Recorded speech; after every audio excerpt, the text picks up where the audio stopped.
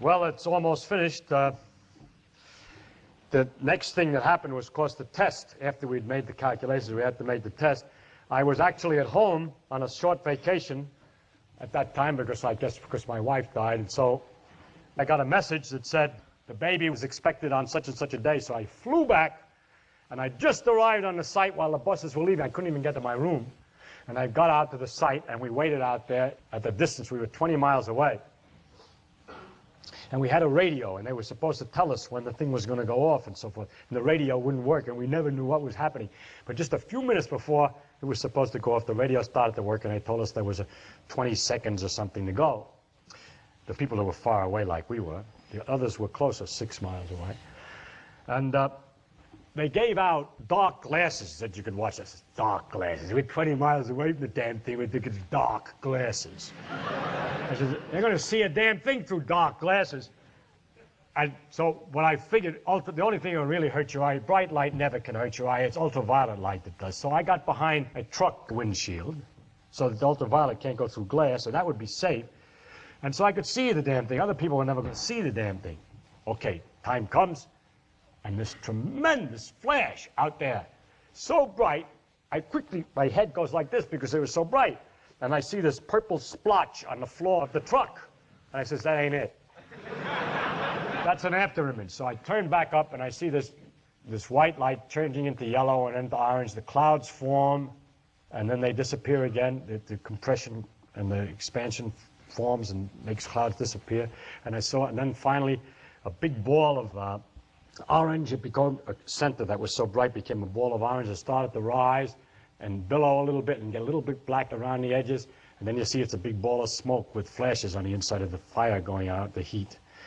And I saw all that, and all this that I've just described in just a moment took about 1 minute. It was a series from bright to dark, and I had seen it. I'm about the only guy in the world who actually looked at the damn thing, the first Trinity test. Everybody else had dark glasses. The people at 6 miles couldn't see it because they were all told to lie on the floor with their eyes like this. So nobody saw it. And the guys up where I was all had dark glasses. I'm the only guy I saw with the human eye. Finally, after about a minute and a half, suddenly there's a tremendous noise. Bang! And then rumbles like thunder. And that's what convinced me. Nobody had said a word during this whole minute. We're all just watching quietly. But this sound released everybody. It released me particularly because the solidity of the sound at that distance meant that it really worked. The man who was standing next to me said, when the sound went off, "What's that?" I said, "That was the bomb." The man was William Lawrence, who had come. He was going to write an article, going to describe the whole situation. I had been the one who was supposed to have taken him around. It was found that it was too technical for him, and so later Mr. Smythe came around, and I showed Mr. Smythe around. When I was showing Mr. Smythe around, we went into a room, and there on the end of a pedestal, a little narrower than that, was a small ball about so big, silver-plated. You could put your hand on it. It was warm. It was radioactive. It was plutonium. And we stood at the door of this room talking about it. There was a new element that was made by man that had never existed on the Earth before, except for a very short period, possibly at the very beginning. And here it was all isolated, radioactive, and had these properties, and we had made it. And so it was tremendously valuable. There's nothing more valuable, and so forth and so on. Meanwhile, he's sort of, you know how people do when you talk, you kind of dibble around and jiggle and so forth.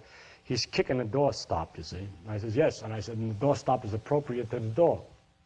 Because the doorstop was a hemisphere, yellowish metal, gold, as a matter of fact. It was a gold hemisphere about so big. What had happened was we needed to do experiments to see how many neutrons were reflected by different materials in order to save the neutrons so we didn't use so much material. And so we had tested many different materials. We had tested platinum, we had tested zinc, we had tested brass, we had tested gold. And so in making the tests with the gold, we had these pieces of gold. And somebody had the clever idea to use that great ball of gold for a doorstop for the door that contained the plutonium, which is quite appropriate. After the thing went off, there was tremendous excitement at Los Alamos. Everybody had parties. We all ran around. I sat on the end of a Jeep and beat drums and so on, except for one man that I remember. His name was Bob Wilson, who got me into it in the first place. He's sitting there moping. He says, "What are you moping about?" He says, "It's a terrible thing we made." I said, "But you started. You got us into it." You see, what happened to me, and what happened to the rest of us, is we started for a good reason. But then we're working very hard to do something, And to accomplish it is a pleasure, is excitement. And you don't stop to think any, you just stop. After you thought at the beginning, you stop thinking. So he was the only one who was still thinking about it at that particular moment. I returned to civilization shortly after that. I went to Cornell to teach. And my first impression was a very strange one, and I can't understand anymore, but I felt very strongly then. I'd sat in a restaurant in New York, for example, and I looked out at the buildings and how far away I would think, how much the radius of the Hiroshima bomb damage was and so on. How far down there was, down to 34th Street, all those buildings all smashed up and so on. And I got a very strange thing. I would go along and I'd see people building a bridge, or they're making a new road. And I thought, they're crazy. They just don't understand it. They don't understand. Why are they making new things? It's useless. But fortunately, it's been useless for 30 years now, wasn't it? Almost. Maybe we'll make 30 years. So I've been wrong for 30 years about it being useless to make bridges, and I'm glad that those other people were able to go ahead. But my first reaction after I was finished with this thing was, it's useless to make anything. Thank you very much.